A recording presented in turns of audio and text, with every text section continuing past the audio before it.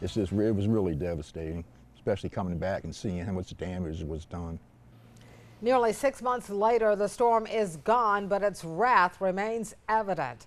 Hurricane Matthew's devastation continues to be felt in communities near the Black River in Pender County.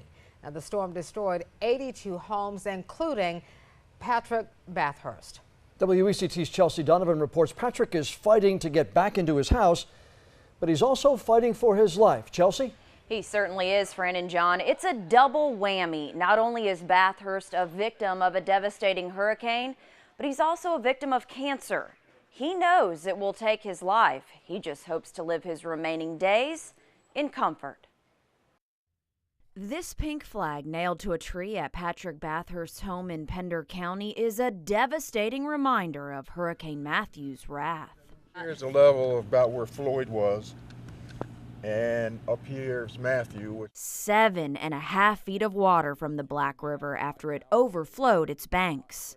I grabbed what I could, grabbed my 2 dogs, which was my main concern. His precious pups, his priority, he says, not his own life, a life with a dismal future.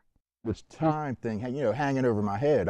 Nobody knows how much time I have. It could be a year, 2 years. In 2009, Patrick was diagnosed with stage 4 terminal prostate cancer.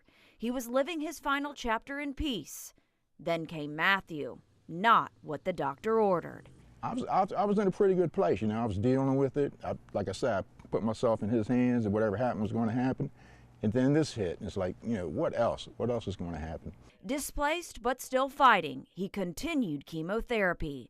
Now 6 months later, he spends his days in a cramped camper behind his home. Patrick's story is one that touched us from the very beginning, and we couldn't just stop at tear out. We wanted to help with the rebuild. The NC Baptist men have been the perfect prescription, feverishly working to finish the home, but they too have their own fight.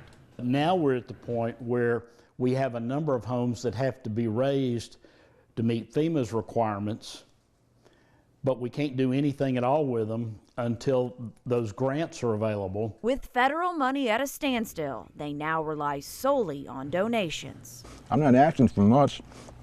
I'm trying to rebuild my house. I don't want a palace. I just want something that's livable. Now tonight, the NC Baptist men will update the Pender County commissioners on their dilemma to turn away volunteers because of the logjam caused by delays with FEMA. For now, they will work to continue on Bathurst's home that's funded by community donations. They hope to have him in his home in the next 30 days.